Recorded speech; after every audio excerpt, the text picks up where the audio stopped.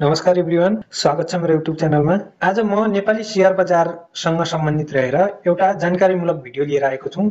यो भिडियो उनीहरूका लागि हो जो नेपाली शेयर बजारको बारेमा कहीँ कतै सुन्नु भएको छ तर त्यसको बारेमा खासै थाहा छैन, अथवा डिम्याट अकाउन्ट खोल्नु भएको छ तर उक्त अकाउन्टलाई कसरी चलाउने, मेरो शेयर एप कसरी चलाउने, मेरो शेयर एपमा IPO, FPO, debenture, mutual fund लगायत कुन खुलेका छन् कसरी हेर्ने, अथवा राइट शेयरहरू कसरी खुलेका छन् कि छैनन् कसरी हेर्ने लगायत हैन। अनि मेरो शेयर भित्र रहेका विभिन्न फंक्सनहरूको बारेमा यो डिटेलली रिपोर्ट सहितको एउटा भिडियो बनाइदिनु न भनेर एकजना मेरो साथीले रिक्वेस्ट गर्नुभएको थियो र त्यसैलाई मैले लक्षित गरेर मेरो शेयर एप र त्यसभित्र भएका विभिन्न फंक्सनहरू कसरी चलाउने लगायत यो भिडियो बनाउन गइरहेको छु। आशा छ तपाईहरुलाई यो भिडियो निकै काम लाग्ने छ। त्यसका लागि सुरु माथि यहाँ देख्न सक्नुहुन्छ डिपिआइडी राख्नुपर्ने हुन्छ। डिपिआइडी भनेको बैंकको नाम सिलेक्ट गर्नुपर्ने हुन्छ। यहाँ विभिन्न बैंकहरू अथवा वित्तीय संस्थाहरूका नाम दिएका छन्। हामीले आफूले जुन बैंक अथवा वित्तीय संस्थाहरूमा गएर डिम्याट अकाउन्ट खोल्नु भएको छ त्यसको नाम हामीले यहाँ राख्नुपर्ने हुन्छ। मेरो सिटिजन बैंक इन्टरनेशनल लिमिटेडमा छ खाता, त्यसकारणले मैले सिटिजन बैंक छाने। तपाईहरुले पनि आफ्नो डिफिसरी आइडी जुन बैंकमा छ त्यही छान्नु होला। त्यसपछि यहाँ युजर नेम र पासवर्ड राख्नुपर्ने हुन्छ। मैले यहाँ मेरो युजर नेम र पासवर्ड राखिसकेको छु। अब यसलाई लगइन गर्छु। यहाँ देख्न सक्नुहुन्छ हामी होम पेजमा लगइन भइसकेका छौं। यहाँ होम पेजमा मेरो शेयर एपको अथवा वेबको होम पेजमा केही पनि देखाउँदैन, यो खाली खाली हुन्छ। त्यसकारणले नयाँ साथीहरु जो आउनुहुन्छ, मैले आइपिओ अथवा एफपिओ भरेको थिएँ अथवा खुलेको छ भन्छन्, कहाँबाट थाहा पाउने, कसरी थाहा पाउने, मेरोमा त खुल्ने बित्तिकै केही पनि देखाएन भन्नुहुन्छ के।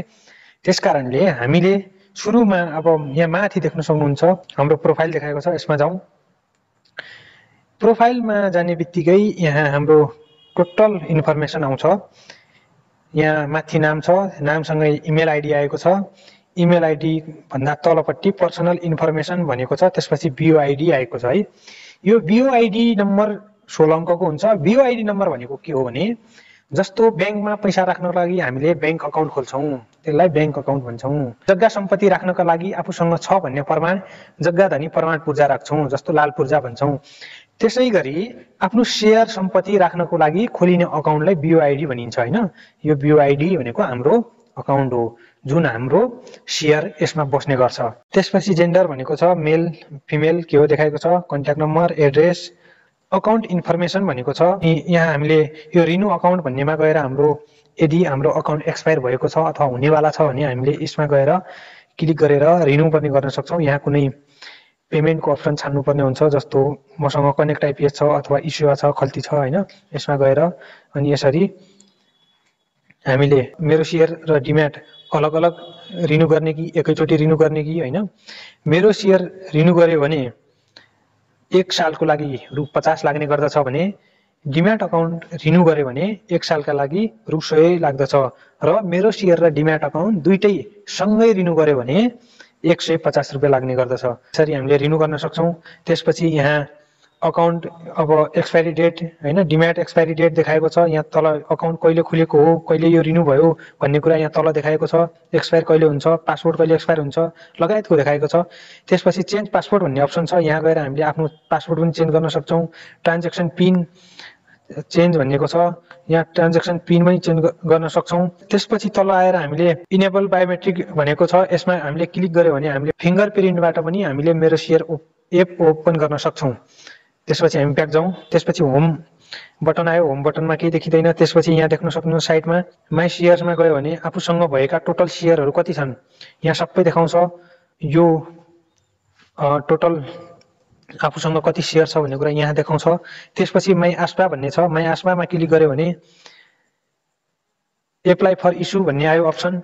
एप्लाई फर इस्युमा गएपछि 7% एनआइसी एसिया डिबेन्चर भनेको छ। यो वार्षिक 7% दिने गरी यो डिबेन्चर खुलेको छ। यो डिबेन्चरमा मिनिमम 25 किताब भर्नुपर्ने हुन्छ। एक युनिटको प्राइस भने 1000 रुपैयाँ हुन्छ। हामीसँग यो भर्नको लागि कमसेकम 25,000 रुपैयाँ चाहिन्छ।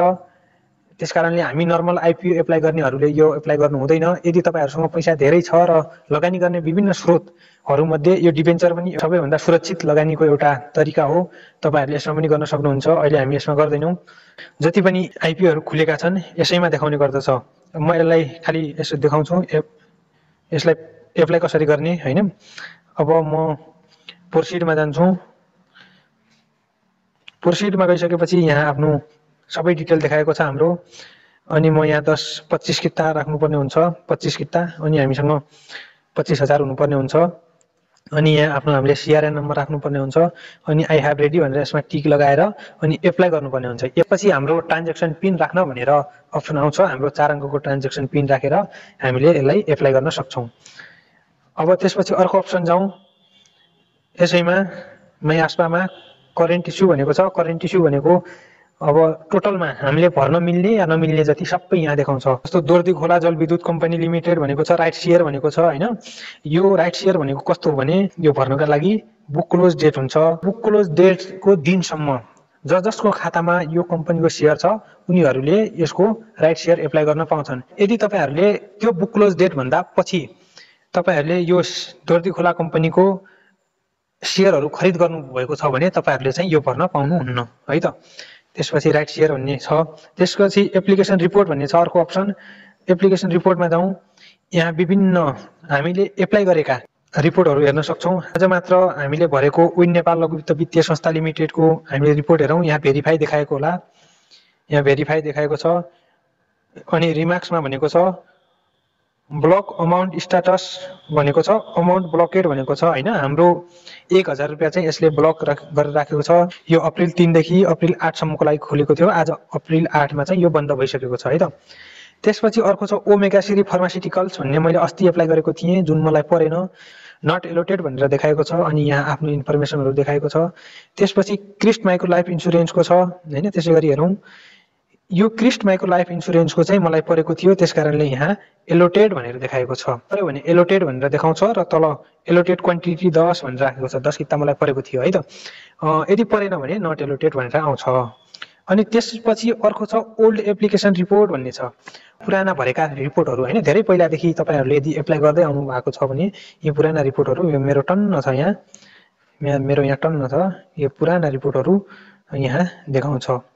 अब जाउँ माई पोर्टफोलियो। माई पोर्टफोलियो भनेको कतिवटा शेयर छन् त्यसको अहिले प्राइस कति छ र त्यसको टोटल कति हुन्छ भन्ने कुरा यो माई पोर्टफोलियोमा सबै कुराहरू देखाउँछ। तपाईहरुसँग जति छ नि शेयर त्यसको मूल्य सहित हैन। यहाँ रातो चिन्ह आएको छ। यो रातो चिन्ह आउनुको मतलब आज मेरो शेयर प्राइस घट्यो त्यसकारणले म माइनसमा छु। त्यही भएर यो रातो आएको हो। यदि यो बढेको छ अथवा मलाई फाइदा भएको छ भने यहाँनेर हरियो आउँछ। टोटल शेयर सम्पत्ति कति छ भन्ने कुरा यहाँबाट हेर्न सकिन्छ। त्यसपछि अर्को छ मोर अप्सन। मोर अप्सनमा यहाँ क्लिक गर्यो भने माई डिटेल भन्ने आउँछ। यहाँ माई डिटेलमा गएर हामी आफ्नो डिटेल हेर्न सक्छौं। सेक्युरिटीका दृष्टिले मैले यो ब्लर गरेर राख्नुपर्ने हुन्छ। यसमा हामीले सबै आफ्नो डिटेल हेर्न सक्छौं। त्यसपछि अर्को छ माई ट्रान्ज्याक्सन हिस्ट्री भनेको छ है। माई ट्रान्ज्याक्सन हिस्ट्रीमा अब यो बाइ स्क्रिप्ट भन्यो भने यहाँ हामीले आफ्नो स्क्रिप्टको नाम छान्नुपर्ने हुन्छ हैन। जस्तो एससीबी भने मैले स्ट्यान्डर्ड चार्टर्ड बैंक सर्च गरेँ। एससीबी मैले 10 किता किनेको थिएँ 10 किता बेचेको रहेछु। यसरी हामीले स्क्रिप्ट बाइ पनि सर्च गर्न सक्छौं। यसरी हामीले बाइ डेटमा गएर यसरी हामीले डेट हैन। यसरी अब कति हो 2025 भयो भने चाहिँ हामीले 2021 को 21 बाट सर्च गरेर आजसम्म सर्च गर्यो भने सर आफ्नो सबै यहाँ यो रिपोर्ट देखाउँछ। माई प्लेजेज शेयर डिटेल भनेको छ। यसमा क्लिक गर्यो भने यो भनेको के हो भने यदि तपाईहरुसँग शेयर हामीसँग शेयर छ र त्यो शेयरलाई चाहिँ हामीले ढितो राखेर बैंकबाट लोन लिएका छौं भने त्यो चाहिँ यहाँ देखाउँछ। जग्गा जमिन सुन चाँदी जस्तै हामीले ढितो राखेर बैंक तथा वित्तीय संस्थाहरुबाट हामीले लोन लिन सक्छौं। त्यसपछि अर्को अप्सन छ माई बैंक रिक्वेस्ट भन्ने छ। माई बैंक रिक्वेस्ट तपाईहरु यदि आफ्नो डिमेट अकाउन्ट आफूले प्रयोग गरिरहेको बैंकबाट चेन्ज गर्न चाहनुहुन्छ अथवा अर्को बैंकमा सार्न चाहनुहुन्छ आफ्नो बैंक चेन्ज गर्न चाहनुहुन्छ भने यो अप्सन हामीले छान्न सक्छौं। जो सामान्य भर्खर मेरो शेयरको बारेमा थाहै छैन भर्खर एन्ट्री गर्दै हुनुहुन्छ भने यसको पछाडी चाहिँ हामीले लाग्न जरुरी छैन। अर्को अप्सनमा जाउँ। माई पर्चेस सोर्स भन्ने हुन्छ। यो माई पर्चेस सोर्स भनेको एकदमै इम्पोर्टेन्ट महत्त्वपूर्ण हो है त। यो के हो भने यदि हामीले शेयर बेच्यौं उक्त शेयरलाई बेचिसकेपछि EDIS र WSEC गर्नुपर्ने हुन्छ। EDIS र WSEC नगरेसम्म अथवा शेयर ट्रान्सफर नगरेसम्म तपाई हाम्रो खातामा पैसा आउँदैन। हामीले शेयर बेचेको T+2 डे भित्र 2 दिन भित्र EDIS र शेयर ट्रान्सफर गरिसक्नुपर्छ। यदि त्यसो गरेनौं भने जुन ब्रोकरको थ्रु हामीले शेयर बेच्यौं उक्त ब्रोकरले हामीलाई थप 25% जरिवाना लगाउन सक्छ। त्यसकारणले यो हामीले जान्नुपर्ने हुन्छ। माई होल्डिङ भन्ने छ। माई होल्डिङ भनेको हामीले कति दिन होल्ड गर्यौं, माई WSEC भनेको छ हामीले कतिमा खरिद गर्यौं, यसबाट देखाउँछ। त्यसपछि अर्को छ my EDIS transfer request report भनेको छ। यसमा हामीले के गर्नु पर्दैन, ट्रान्सफर शेयरमा जानुपर्ने हुन्छ हामीले हैन।